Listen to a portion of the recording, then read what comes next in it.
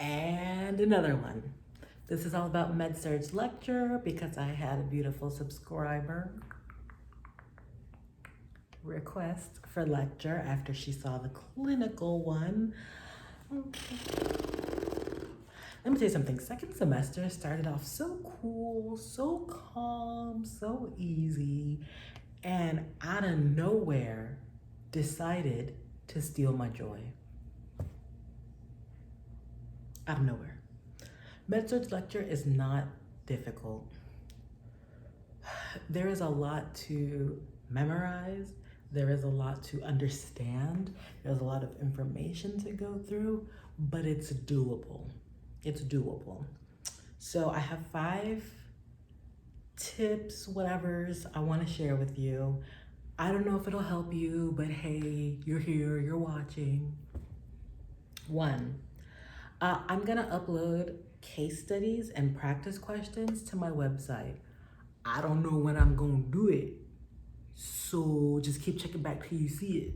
But I'm gonna upload that, and it may or may not help you. 2, it took seeing the info like 3 or 4 times for me to understand certain disease processes. So I'm not a person who can just like read the textbook and then boom, understanding. I gotta see it in the textbook. I gotta watch a video on YouTube. I gotta do practice questions. I gotta go read it in the ATI book. I gotta go back to the textbook and reread what I read before. And then after I do all that, then I know it, right? Annoying, but it really did take all that. And reading is not the same as studying. So when you're reading it, you're just gathering information. But studying is when you go through all the information you've gathered and you drill it into your brain. Studying can also be after you've read and collected information, watching a video to solidify it in your mind. Next is nursing. If you are not doing her practice questions on every single subject you're studying, you're doing it wrong. Also, if you're doing practice questions and you're not doing this, ew, the Usain Bolt, you're doing it wrong. 3, look for mnemonics and create your own mnemonics. When you create them, it's way more powerful than when you look them up. So, for instance, a mnemonic that our professor gave us for managing MIs was MONA, morphine, oxygen, nitro, and aspirin. And then a mnemonic that I created to help me remember the 3 rapid acting insulins was lag. Rapid acting insulins don't lag. Lispro, aspart, glulisine. So from your pharmacology class, you should know that regular insulin is short acting.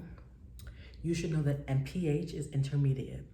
So once you know those 2, all you have to learn and memorize are the short acting, which is above regular, and the long acting, which is below intermediate.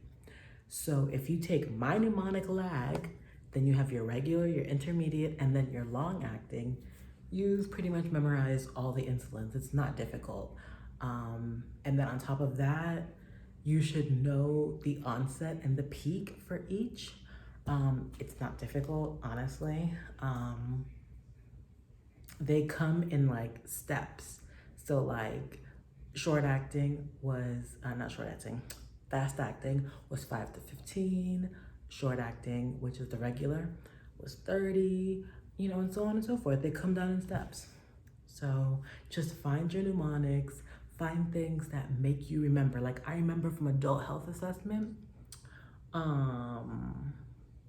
ABCDE for assessing any type of marker, mole, or anything like that. Or like I remember if you want to know the difference between an apocrine or an eccrine sweat gland, and I remember apocrine ape, a smelly ape. The apocrine ones are the ones that have that milky white discharge that stink. You have to do things like that to remember like different, you have to come up with your own things that help you remember the disease processes. Okay, 4, I found the ATI book to be very helpful. It summarized a ton of info in way less pages. I wish I had my Med-Surg book out here. I already put away my books for second semester so I could have peace this week. The Med-Surg book is huge. So each chapter, it is an overwhelming amount of information in the textbook. So get yourself the ATI book and read it through first. And it's gonna give you a nice foundation so that when you go through the textbook, you're pretty much seeing the same concepts, just expanded with more info maybe. And then I learned a lot from the ATI practice questions. Yeah, so a lot of things I learned in the ATI practice questions before I came across it in the textbook. So when I came across it in the textbook, I was like, I know what they're talking about. I saw it in the rationale for that practice question I did. So this is what I'm talking about, like seeing the information more than one time in all these different mediums. It makes a difference and it makes you understand the information more. So now the ATI practice questions, I did not find it helpful for ATI. It was only helpful for my class exams.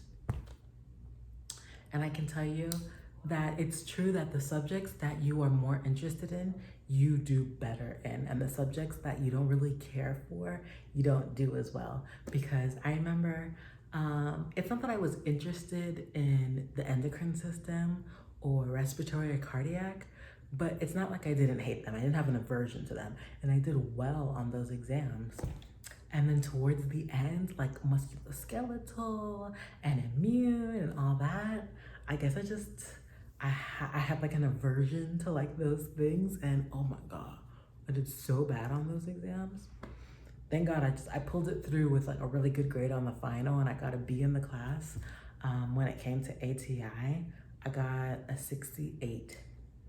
So the class has a modified like ATI scale.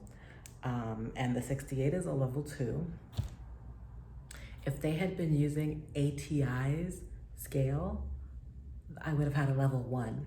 A 68.9 is a level 2 with ATI's regular scale.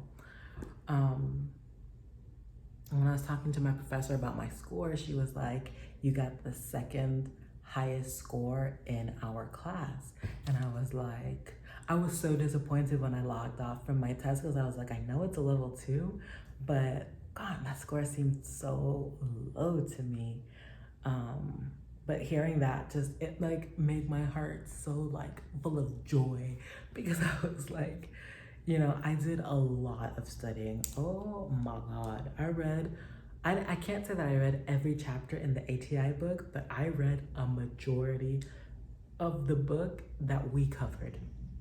So like all the chapters we covered in class, I pretty much read all of those and did all of the practice questions.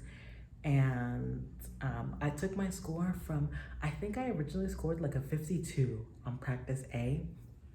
And then I scored like a 60, a low 60. Like I think I scored like a 62 on practice B. And then I got this 68 on the proctored. So I would say reading the Med-Surg ATI book actually helped me with ATI. And the practice questions online, the dynamic quizzes, helped me with my lecture exams. So I hope this helps.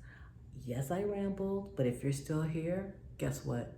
You a real one. Love you guys, bye.